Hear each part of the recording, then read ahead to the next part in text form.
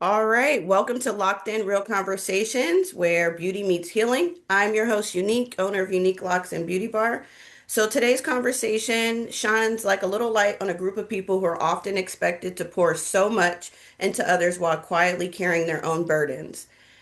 When we think of coaches, we often think about, whether they win, lose, championships, athletic performances, the coach's legacy, if their players, end up reaching the highest level in any profession. But behind every whistle is a person who is mentoring, developing, motivating, and sometimes helping shape the next generation of young men and even women. So today, my guest is my very own cousin, Brian Hudson, and he just launched his new book, his new book, Behind the Whistle, a playbook for a loving coach. So we're going to go beyond the X's and O's to discuss the emotional and mental challenges coaches face, the pressures of leadership, work-life balance, stress management, and what truly means to a coach with purpose and compassion. So, Brian, welcome to Locked In Real Conversations. I'll let you introduce yourself and then we'll dive in.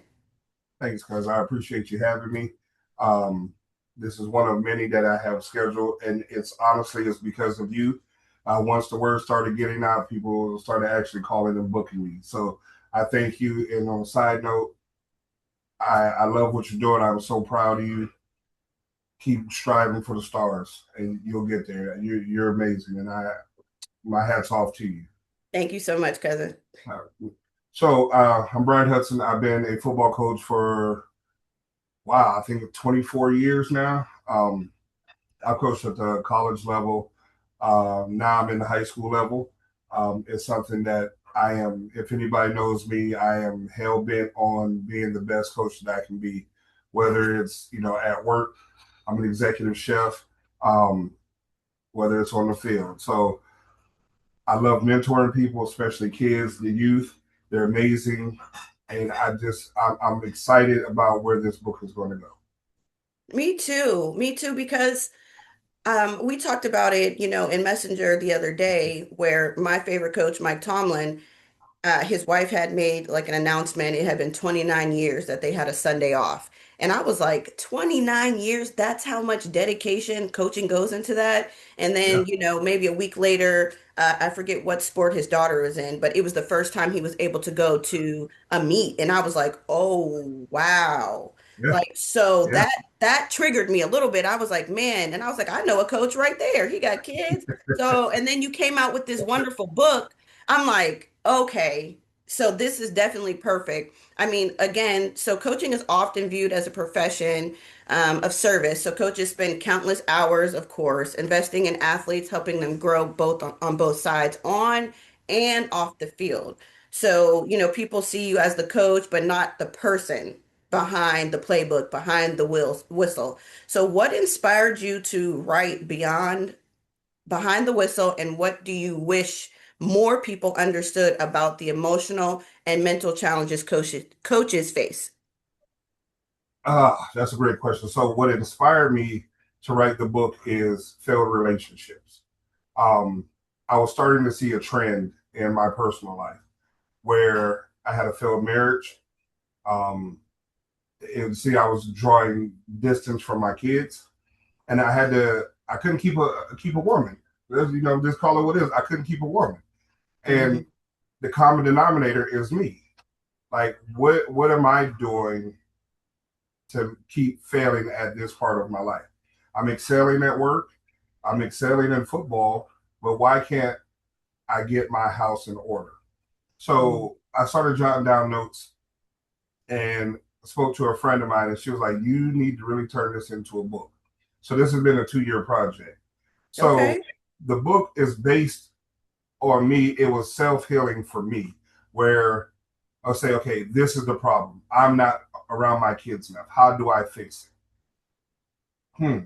Okay, schedule a day, schedule every couple of days, make sure text messages, phone calls, whatever it took for me to fix it. That's what the playbook became. So now it was, like I said, it was all self help. So every chapter has a playbook attached to it. Mhm. And that is there for maybe there's somebody else who's struggling, going through the same things as I am. that's the playbook now. I know what the problem is. I know how to fix it, and now we're moving on to getting it fixed. So do you think, to go back off of what you're saying, do you think subconsciously you weren't intentional including your family into the whole picture? They started off. It started off strong. They were included. My son was young. He may have been 8 or 9. Um, in the new relationship that I was in, and then eventually we got married. I was intentional in them being there. And then as okay, he's getting older, he's going to go play sports now. She's going to school and she's getting promotions in her job. I was going back to school. I was working full time. I was coaching full time. You start to see the issue there. Everybody was off doing their own thing, but very rare were we able to be together. So that started the foundation of my marriage is falling apart. So Mm. they in the beginning it was there, and then as we grew, everybody wanted their own individual success, which I'm all for. Hey, I'm all for it. But that's how it started. That was the foundation of once we started growing apart. Instead of like growing together. Yeah, but right. Hmm. I was getting all the support, but I wasn't supporting everyone else.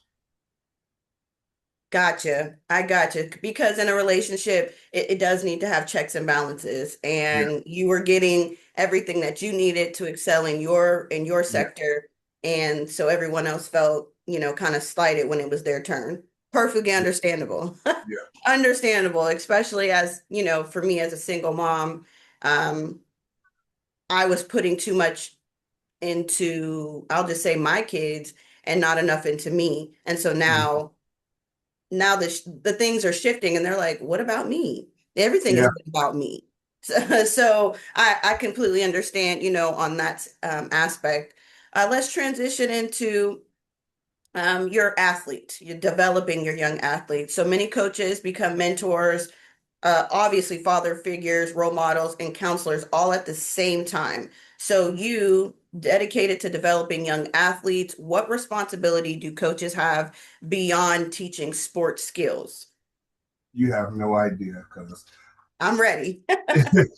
it's you're the coach, you're the teacher, you're the uncle, you're the father figure, you're the fashion expert, you're the barber, you're the preacher. You play a significant role in these young men and women's life.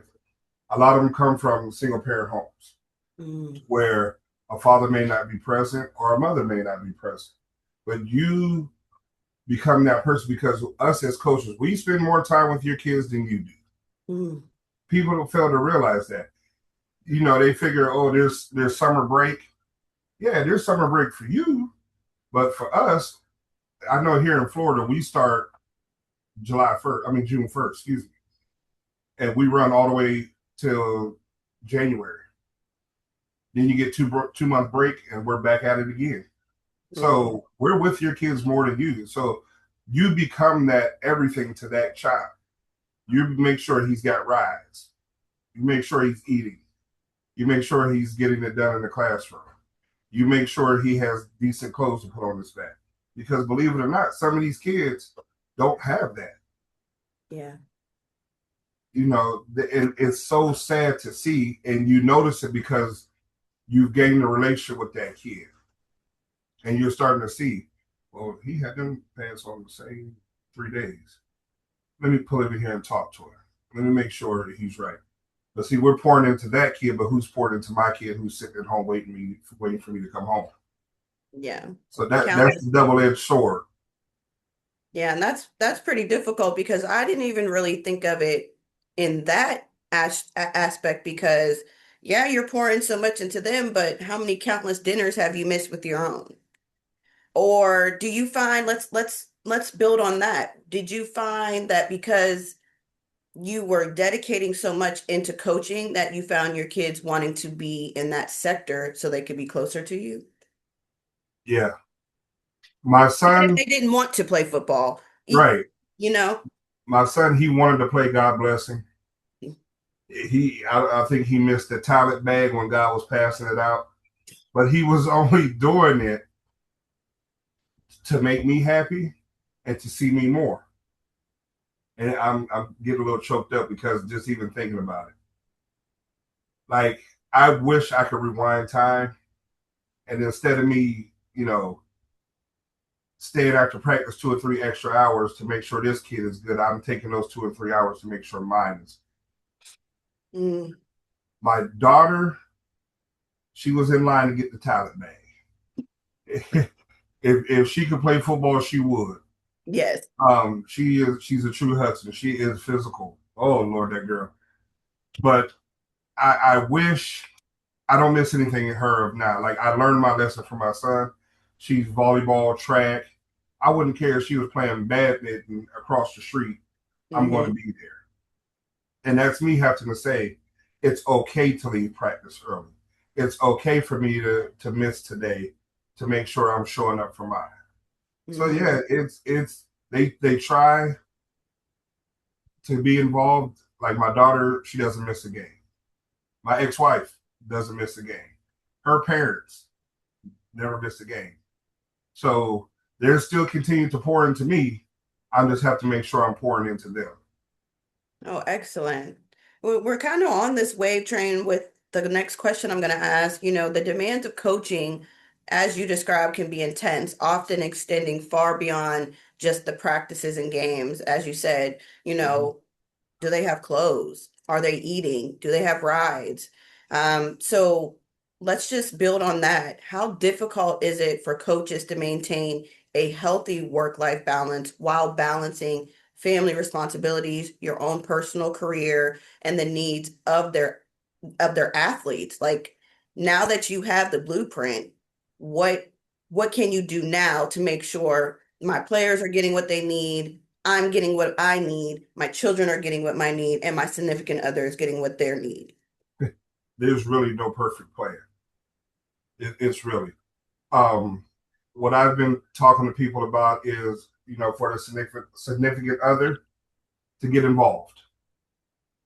Whether you work with the booster clubs or you're the team mother, find some way to get involved. So they may take on that, making sure little Jimmy here has eaten, or he has clothes, or he needs a ride here. The structure of the family should always be to help each other, and that's what I tell people now. Like, get involved. But on the flip side of that, us as coaches, we have to get involved with our significant other, whether it's she likes doing hair, if I gotta go hair shopping, or if I gotta do the honey to do's, whatever it is, support her so that it's a team together. Now, you talk about the demands on coaches. Woo, woo. It's Florida's different. Florida's very different from Ohio. Florida's different from a lot of places, and there's places worse than this. I'll give you a brief example.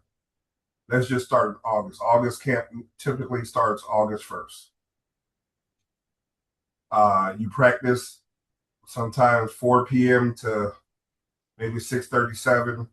You have another hour meeting after practice. You're not getting home to 8, 9 o'clock. Now, mind you, I'm not a teacher. I work off campus. So I've already put in 8 hours that I'm away from home. So Mm. now we're looking at 13, 14 hours, sometimes 15 before I even get home. Ooh. So that goes from August 1st to mid December if you make the playoffs. They get, after the playoffs are over, they get 2 weeks. Back January 1st, you're back at it. And you're off season conditioning, and then you get spring ball in April, where you get to practice for 17 days. Then that brings you into May, and guess what? You're right back at it June 1st. Yeah. So it's crazy. It's Ooh. very, very crazy. And I love it. Ooh. I love You it. love what do you love most about it? What brings you that joy spending that much time with your boys? the evolution of them as a person. That's good. Um, I have a kid. I won't say his name. When we got him, he could honestly. I think he had a 0.5 GPA. When he graduated, he had a 3.6 GPA. Mm. And now he's had a run in the NFL, and he makes sure he calls me at least once a month to thank me or to give me an update what's going on. He want me to come to his wedding when he gets married and all that. So that's what I enjoy. It's almost like an extension of your family that you already have. Yes.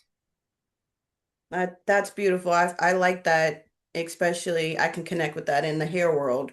You know, Mm-hmm. I had a client since she's been in the seventh grade. She just now graduated, a couple weeks ago, and to see her grow as a person, and the relationships that we have now, I'm included in everything that she does: Mm-hmm. National Honor Society, Harambe, choir, everything that she has done that you would think like, oh, let me just tell my aunties and stuff like that. I'm now included, and Yep.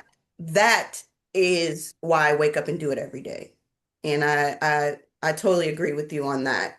So let's talk about you as a person. Uh-oh. You're a father. You dating?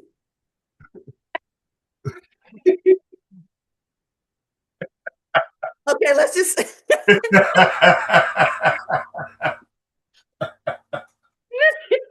Oh, we you can trying ask to these put me questions offline. But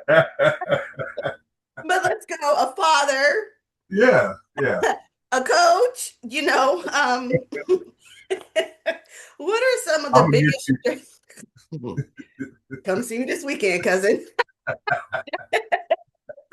What are some of the biggest stressors coaches face, and how have you personally learned to manage stress while continuing to lead effectively? Now, my interview before this one, we talked about men in emotional silence and how they don't feel comfortable to open up. So, if you are one of those men who don't open up, but you do find things to relieve your stress and reset for the next day, tell me how you do that. some of the stressors that coaches face. Number one, obviously the pressure to win. Mhm. Um, that's whether it's at home or on the field. There's pressure to be present in both. Um,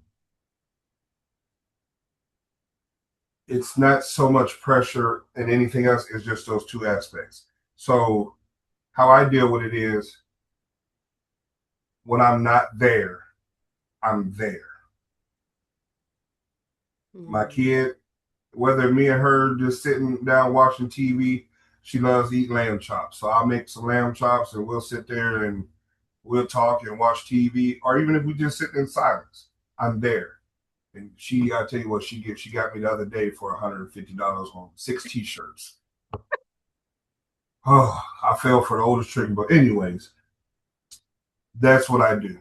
Whether if I don't get a chance to really see her during the week, I stop by the house. They live down the street from me, or I shoot her a text when I can. Some days I will admit I am exhausted. I'm going home. I'll see her in the morning when I pick her up and take her. So that's how I deal with it. I don't really drink anymore. Um, I'm finding things to do like writing books, or just hang out with my buddies. That's how I relieve. I can't speak for anybody else, but my advice to them would be find someone with a common ground, whether it's your kids, your significant other, your best friend. Go to church. I can't believe I just said that, but go to church. Look at Find your God. peace. Find your peace. Look at God. Look at him. Yeah. Oh, Grandma Evelyn. Look at God. I said it. I know she done rolled Church. He said church. over. I can hear it now. Child, what you say? He said, Grandma, he said church. He said, you go to church now. which I am making a better attempt to try to do. And those small steps lead you to the bigger goal. Mm-hmm. And so I'm proud. I'm proud of you and the way that you handle things and putting your stress and things like that down on paper and being more intentional with your family as well as you are intentional with your, coaching and Mm-hmm. being a chef and things like that. So let me ask you this. Do you feel like there's like a big dynamic? And I believe Coach Arnold got recognized in the city for dual coaching, basketball and Yeah. football. And so I remember when I was going to school, we were under, for basketball, we were under Coach Booba and Coach Mm-hmm. McDaniel. And I used to say both of those two coaches were so crazy. Like, like you guys are crazy. How could you listen to him? He's nuts. I mean, Yeah. I would just be sitting there, you know what I mean? Like in the stands watching like practice and stuff. And I'd be like, there's no way I couldn't talk to me like that. Mm-hmm. But Yeah. they performed. So now do coaches now have to address more emotional and mental health concerns in their players than they did in the past? Like I Oh, know kids just go, but now it's like, oh, why? He's talking to me crazy. No, I'm not oh, doing oh, yeah. Um, I was blessed to have Coach Annarella as my coach. Um, he wasn't so much a yeller. it. He was that guy. His words. He was such a father figure. His words will cut you like a knife. Ooh.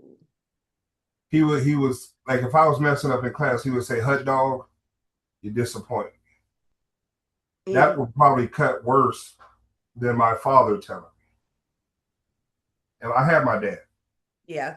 You know what I mean? Like I've seen him every day, but I spent so much time with Coach Annarella, who knew my dad because my dad was a football coach too.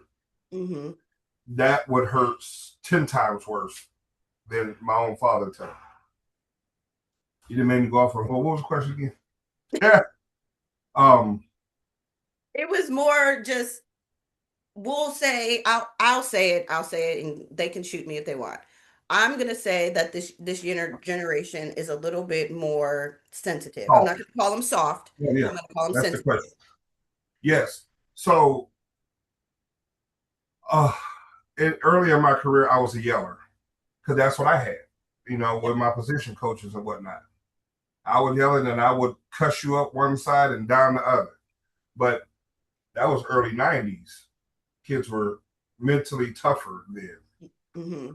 Nowadays, like if I'm coaching you and I build a relationship where I can talk to you a certain kind of way, you'll get it and you'll go do other things. If I'm somebody else, I have to take a softer approach. I can't raise my voice. I have to use my nice inside voice. But I get it. Okay. I get it. Because a lot of times, until we really get to know a kid, we don't know a kid's trauma at home. We don't know what that kid is going through. We don't know if that kid has contemplated suicide or is being abused at home. So we don't know. So yeah, we have to definitely take a different approach nowadays than we did before.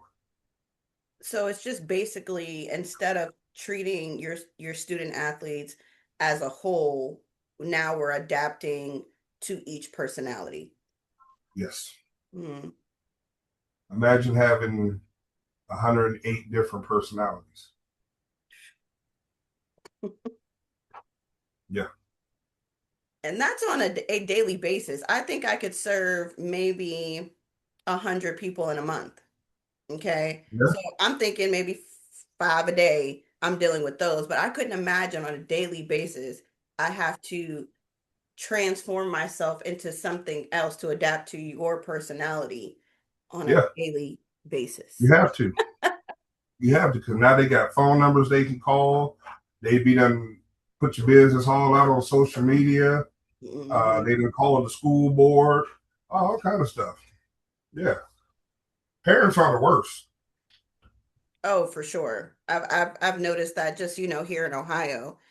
So now, since they have a more softer maturity and mentality, what kind of role without overstepping those type of boundaries into like therapy and things like that? What role do you guys play in mental and emotional wellness with athletes while maintaining a healthy boundary? I know, let's just say, I'll just use this lady. She's a teacher, I think, in Michigan, and she noticed that there were some kids being abused and neglected and things like that. So she rented them out a hotel so they could get back and forth to school. She bought them clothes, things like that. She's going to jail.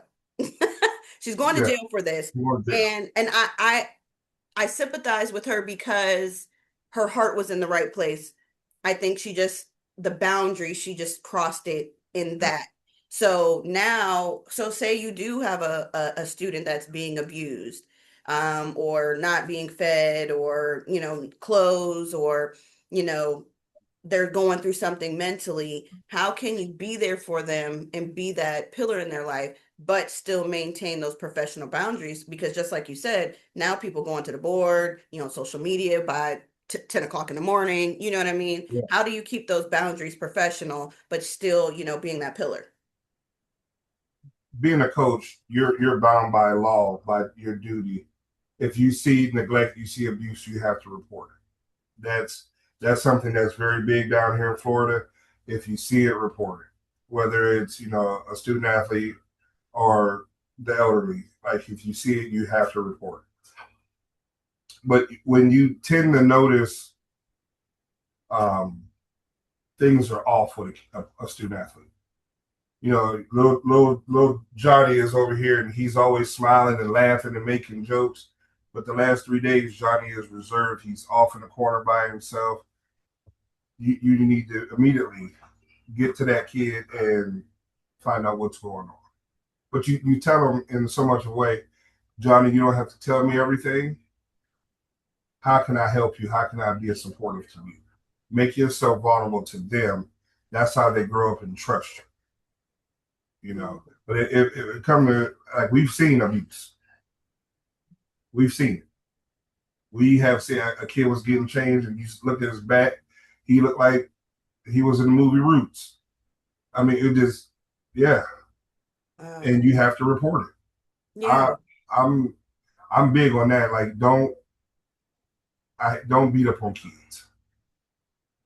You need stress reliever, I'll take you to the gun range, or me and you can go out back and kickbox. I don't care. Don't put your hands on kids. I'm huge on that. Yeah. I'm willing to risk it all to save one of these kids' lives. And does that create such like a heavy burden on you once you do make the report, and like the consequences they may see? Like, I've seen a lot of times where people reported abuse on children and the parent will go through, let's say, a parenting class and get them back and it continues again. Yeah, Um, you know, yeah. does that keep you up at night? Like, I wonder if Johnny's okay. I wonder if the abuse stopped, or you know what I mean? More oftentimes than not. I mean, I know. Okay, I just cash out this kid $20 so he can get something to eat. That could really get well up until this year. That could really get a coach in trouble. Yeah. You're providing benefits to a kid. The state doesn't care if little Johnny has eaten or not. Mm. They could care less. That's you are providing a benefit to a student athlete that he should technically shouldn't be getting. But they just changed their rule this year. Okay. But yeah, it's definitely a burden. There's times where kids have called 2, 3 o'clock in the morning. Coach, my mom hasn't been home in 2 days. I'm hungry. Yeah, me and we've taken kids in for a couple of days just to make sure they're safe and they're fed and they're. But you have to take them home. You can get in trouble for that. Yeah. Times are so different than they used to be, and I understand why. And a lot of people, like you said, the teacher in Michigan whose heart is in the right place, Mm-hmm. but the state does not look at it like that. Nope. It's Nope. sad. It is truly, truly sad. Um, it just gives so much pressure, And then, when pressure becomes isolation, it's it's like I'm willing to risk it all. I'm really, but then again, now you're putting your family in jeopardy Yeah. and your career in jeopardy and things like that. And it's just like, we need more support for our students and our coaches. We can't do it all by ourselves. Nope. Um, so I mean, you do need support. So, okay, so you have booster clubs, right? Hmm. You have your other coaches, your assistant coaches, athletic directors, things like that. You have those. But who truly supports you guys? Or is it just in that football sector? What resources do you have? What conversations, support systems that you guys need to prioritize your own mental and well-being? Like, does your assistant coach look at you and like, hey, dog, you've been up 7 days straight. I'll take care of practice today, go home. You know what I mean? If so, in coaching, there's a certain brotherhood. Okay. Um, for the last 5 years, the same group of coaches we've been together. Some have decided to take time off and pursue other things, finish school, and build things for their families. Um, as far as I know, there is nobody. It's that locker room is your safe space. That's your mental health clinic. That's Hmm. where you're there for one another. Just because I'm going through something, and excuse me, another guy may be going through the same thing. But Yeah. we're taught as men to do what? Not talk about it, right? Put it in your pocket and keep pushing. But on the inside, that person is dying. So that just goes back to the same thing as you dealing with a student athlete. You notice trends. You notice that my homeboy, he ain't making jokes like he used to. He ain't made a black joke in about 4 or 5 days. Dog, you good? Yeah. Oh yeah, man, I'm good. I'm good. No, dog, are you good? Let's go have a cigar. And let's sit down and talk. And you get them down, they sit down and talk, and next thing you know, they spilled everything.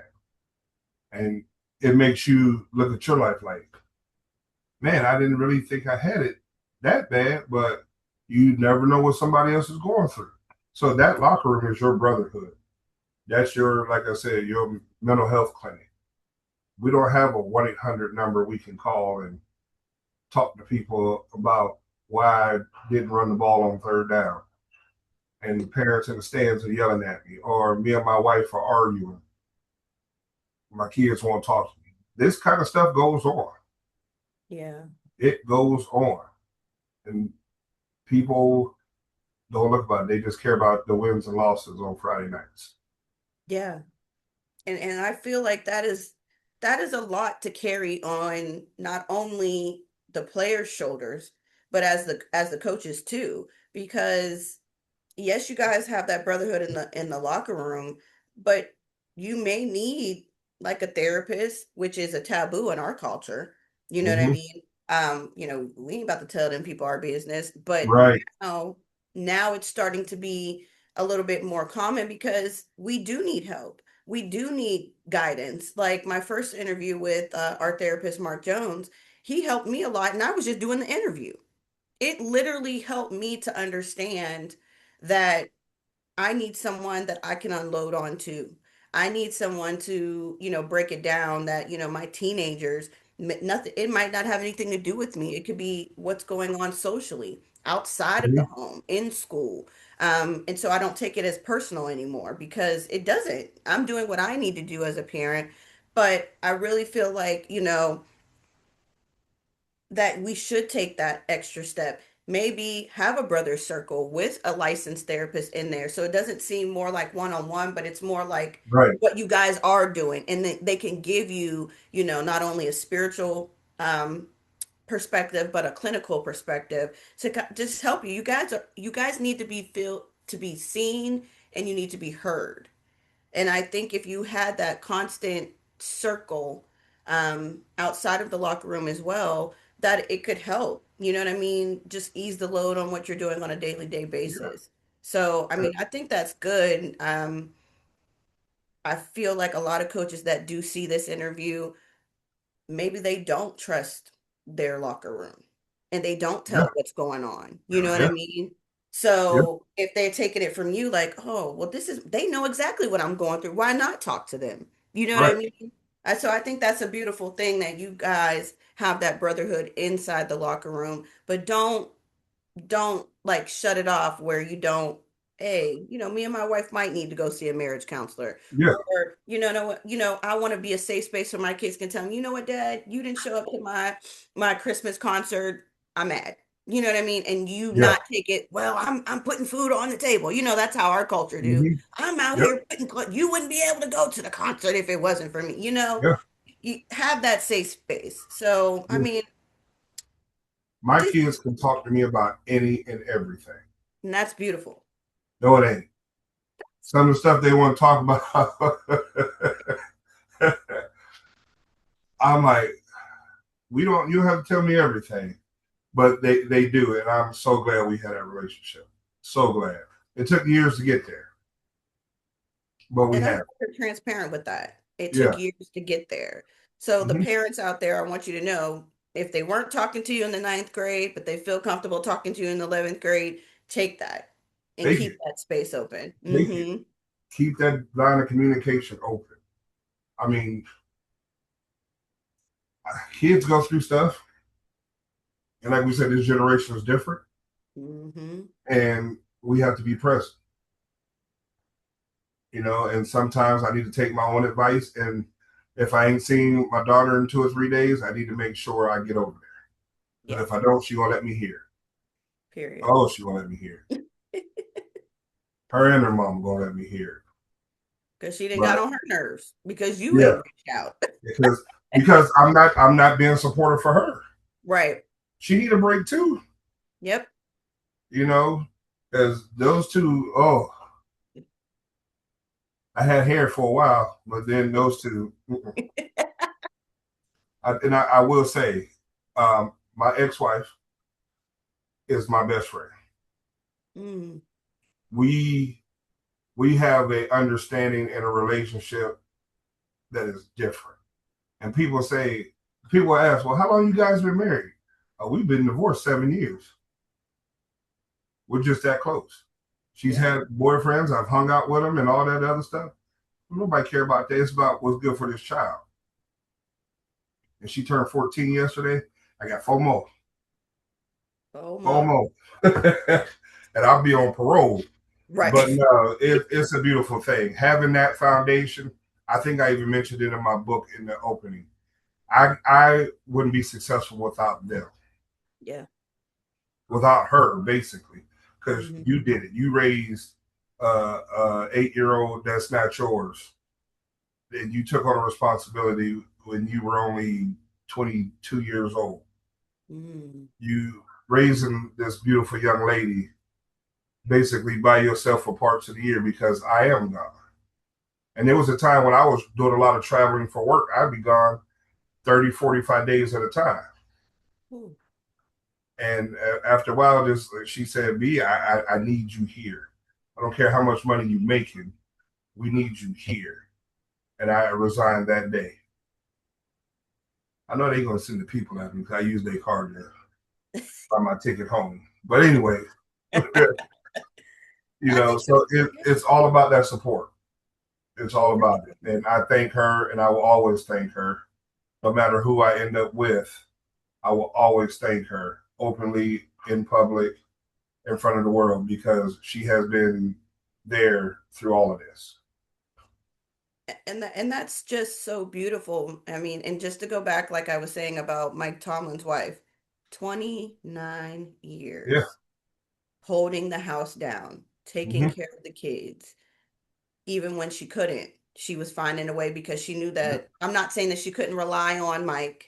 Not That's not what I'm saying. Right. No, no, no. I know what you're saying. Yeah. But It's yeah. he has to Mhm. be there.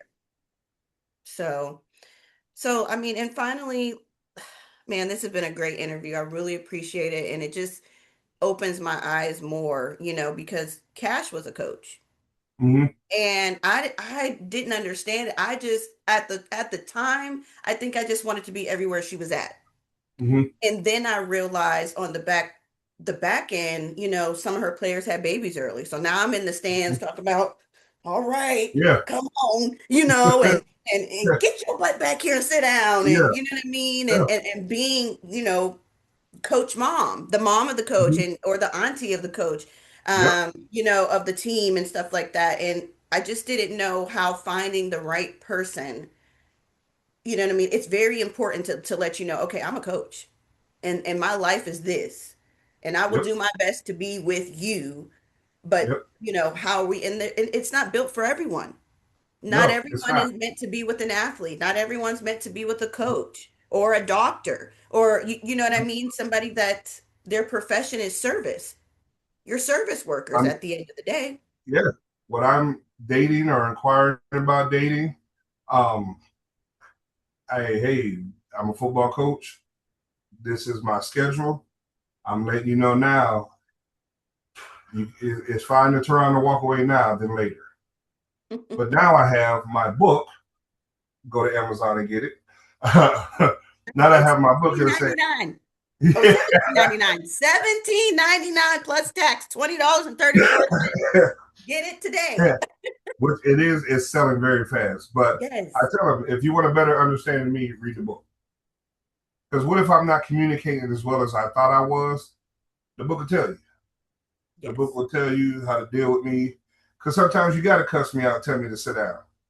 Yes. Because I will go, go, go, go, go until I'm dead, drained, and I don't want to do anything.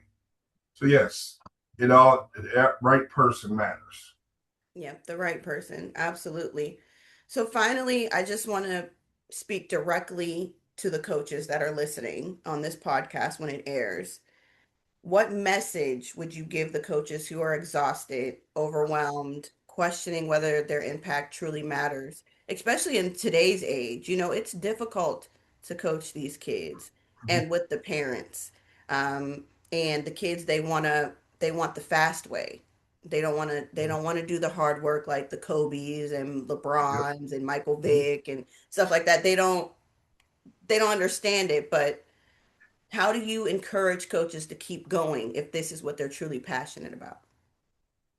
Um, you have to love what you're doing. Number one, if you're doing it for a check, we don't get paid a lot of money.